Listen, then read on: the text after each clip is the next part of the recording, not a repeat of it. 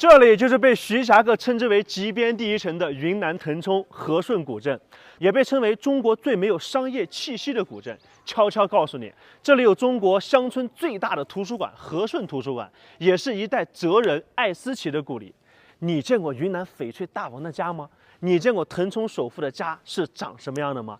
今天阿波就带大家走进云南的和顺古镇，走吧。这里进去啊，就是和顺古镇了。前面的这座桥看到没有？它叫做双虹桥，距今呢已经有600多年的历史了，到现在还能够使用。桥下的这条河，大家看到没有？它呢是由3条河流汇穿而成，因此呢也被称为三河河。这也有可能就是和顺古镇名称的由来了吧？从这里出去啊，咱们就能够看到中国最早的乡村图书馆了。看到没有？就在那里，带大家去看一看中国最早的乡村图书馆，走吧。因为和顺呢，它是云南著名的侨乡，所以这个图书馆据说呢，就是华侨当年出资兴建的。他们希望啊，留在家乡的人们能够通过书籍获取知识，更好的去了解外面的世界。这应该就是和顺图书馆的大门了吧？你走近一点来看一看，这个铁门呀，非常的特殊。尤其是这把锁，你看现在已经找不到了，上面还刻着英文。据说这个铁门加锁都是当年华侨出资从英国进口，经过轮船运到缅甸，然后再从缅甸通过马帮的形式运回到家乡的和顺。这里就是和顺古镇的古街小巷了。和顺古镇来到这边，都感觉到自己的脚步会不由自主地慢下来，整条街都是古色古香的。在400多年前，当地人呢就开始去走遗坊了。走遗坊呢，就相当于广东、福建一带当年的人们去下南洋，他们所去的地方基本上都是在缅甸，而他们在缅甸基本上都是靠经营玉石生意。所以在和顺古镇还有一个玉石大王、翡翠大王的家，你们要不要去看一看？走，带你们去瞧一瞧。我可找了好久，终于让我给找到了翡翠大王故居。来，赶紧进来看一看。听说他们家里面宝贝特别的多，哇，这就是翡翠大王的家。看，他们家是典型的非徽派建筑。看这个门槛多高啊！大户人家的门槛可不是随意能够进的。今天阿波带你进来瞧一瞧。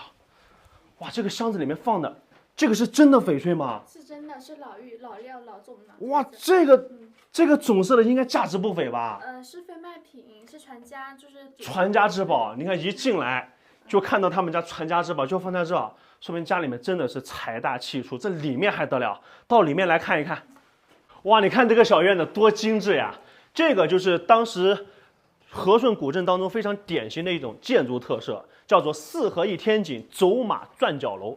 为什么上面叫走马转角楼呢？因为和顺古镇很多的老百姓以前都到缅甸去经营翡翠生意，叫做走马帮。到缅甸经营翡翠生意的时候，翡翠运到家里面非常重，人工抬到2楼非常的费力，所以用马匹呢直接驮到2楼。马匹要在楼上能够畅通无阻，所以叫走马转角楼。看看他们家还有一样宝贝，就是我们现在所看到的这个铁窗。这个铁窗看到没有？上面的雕花非常的精致。按照中国古代的这种铸铁艺术来说，是没有办法达到这种等级的。您看上面的鸟，上面的各种花瓣，还有梅花，它是据说当时从英国定制，然后呢经过船运到缅甸，再从缅甸用马帮的形式运回到和顺来。除此以外，他们家还有这个宝贝，你看到上面的字母就能够想起这是啥，就是以前的缝纫机。打开给大家看一看，好不好？让你看一看100多年前的缝纫机到底长什么样，是不是大开眼界？那说了半天，你们想不想知道翡翠大王到底是谁？就是我们现在看到这位尊敬的寸尊福先生，是不是很有气魄？我感觉他长得像香港的一位明星，你们猜一猜到底像谁？最能够代表和顺古镇建筑的就是我们现在所看到的湾楼子了，它可是和顺李氏家族以前的老宅，也是和顺当年的首富之一，家里非常的有钱。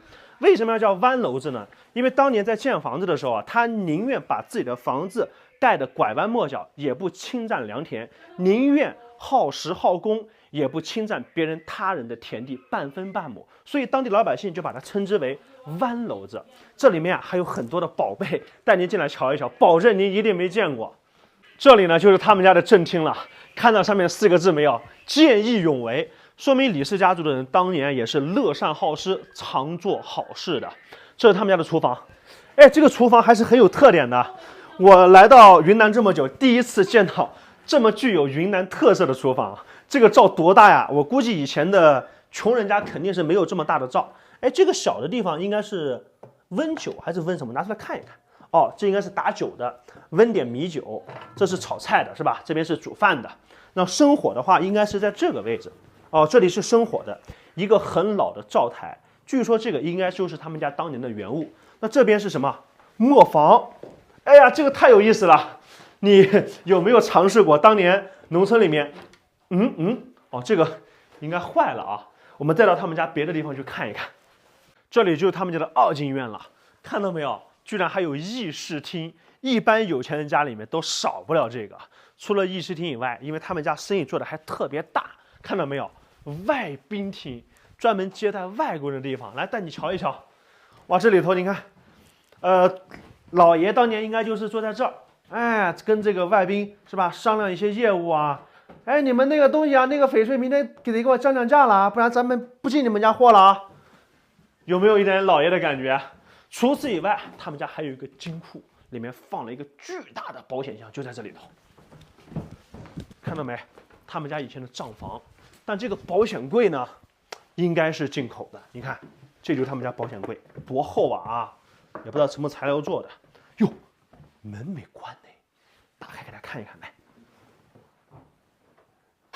哟，这声音，看一看，这就是他们家保险柜。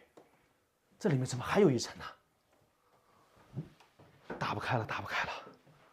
在和顺的湾楼子里面还有一大特色，就是我们现在所看到的这个凳子，它呢叫春凳。你不要看它很普通，其实这里面可是大有玄机。